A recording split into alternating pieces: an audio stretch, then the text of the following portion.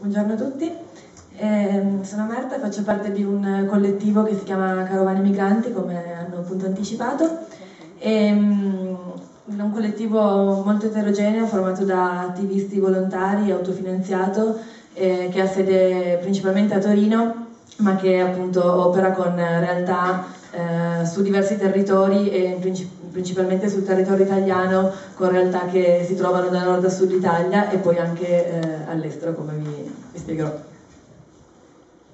Bonjour, je suis Martha et comme ça l'a déjà été dit, je fais partie d'un collectif qui s'appelle Caravane Migrante. On est un groupe très hétérogène, on est un groupe formé de volontaires, on est un groupe autofinancé basé à Turin. On est actif surtout en Italie et surtout dans l'Italie du Sud.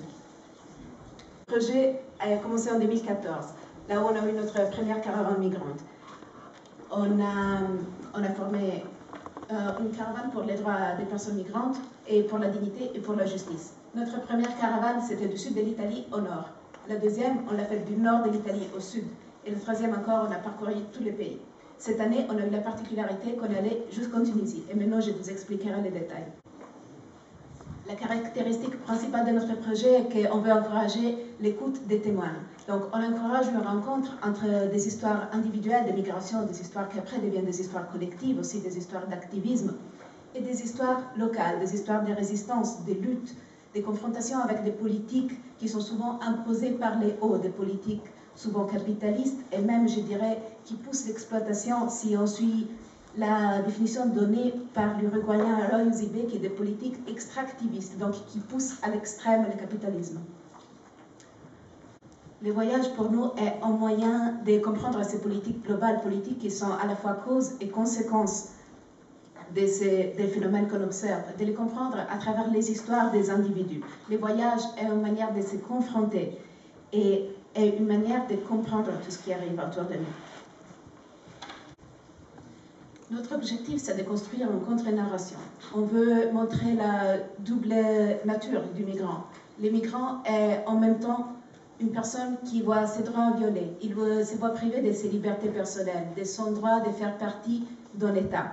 En même temps, le migrant est un sujet politique, un sujet qui, par sa propre existence, montre la vraie face de ces politiques souvent imposées par les hauts. Et un sujet qui, à la fois, se montre comme une force majeure, comme il est représentant d'une force collective.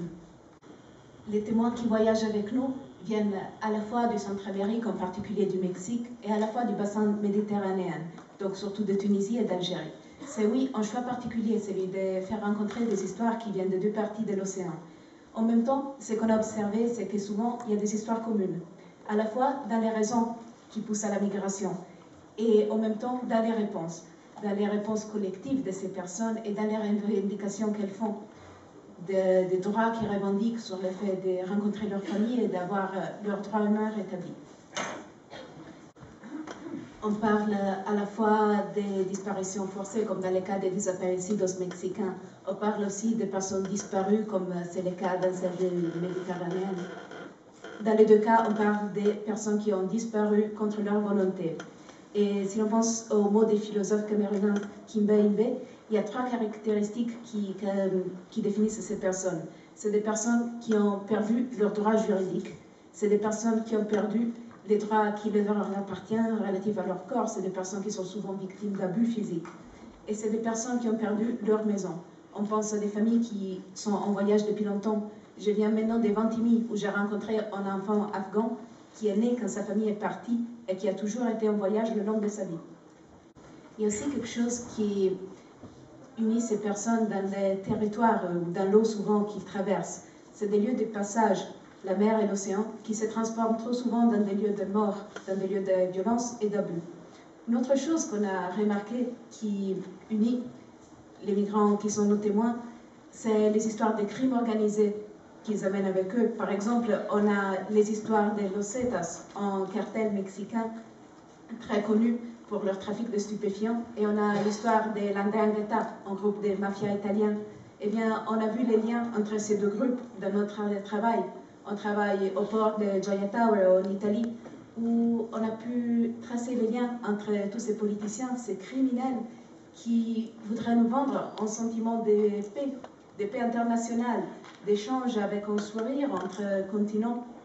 Un échange qui, oui, est valable pour les marchandises, mais visiblement pas pour les personnes. Mais il y a une chose très claire. Ce qui est aussi similaire, c'est les réponses. Ce qu'on fait avec nos activités, avec nos voyages, c'est de donner une voix à ces personnes. On a traversé beaucoup de frontières, en particulier entre la France et l'Italie, aussi au niveau des Alpes.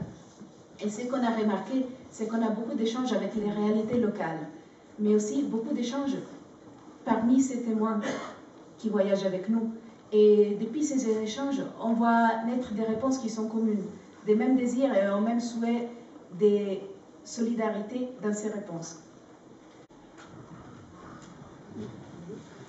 On a de très beaux exemples. On a par exemple des personnes qui ont voyagé avec nous pendant la deuxième et la troisième caravane,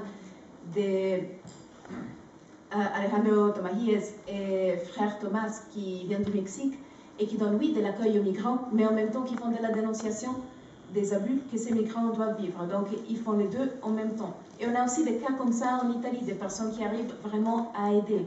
On a vu ça à la frontière avec la France. On a vu ça dans plusieurs petites villes en France, mais aussi à Ventimille. On a des associations locales. Et on a des cas comme ceux d'Elia, une dame à Ventimille, qui est propriétaire d'un bar.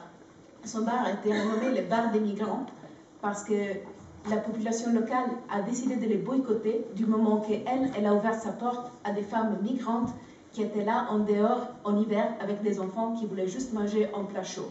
Elle leur a ouvert la porte, elle leur a référé aujourd'hui. Mais elle a dû en souffrir les conséquences sur le plan économique. Et c'est le même cas d'un groupe de pêcheurs à Tunis. Ils ont souffert une baisse du 70% de leurs revenus, juste parce qu'ils voulaient sauver des vies.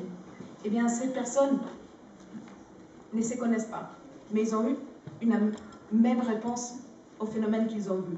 Et pour eux, ils ont fait un choix très simple. Ils ont choisi de sauver des vies humaines. Mais maintenant, ils doivent aussi en souffrir les conséquences. Je vais bientôt terminer.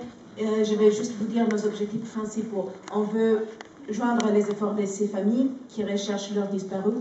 On est arrivé à faire rencontrer les familles mésoaméricaines, en particulier la présidente du mouvement migratoire mésoaméricaine, Marta Sanchez, va participer au Forum mondial social sur la migration cette année. Et il y aura aussi, on réussira à joindre aussi ces efforts avec ceux des familles tunisiennes. Et on espère comme ça qu'ils passeront du désespoir d'avoir perdu leurs enfants à l'espoir de la lutte et de la réaction. On fait aussi des pressions sur les gouvernements italiens pour qu'ils recherchent mieux les disparus et les morts. On a fait des pressions sur les autorités à Lampedusa et à Tunis. On a aussi participé au tribunal permanent des peuples pour défendre les droits des migrants.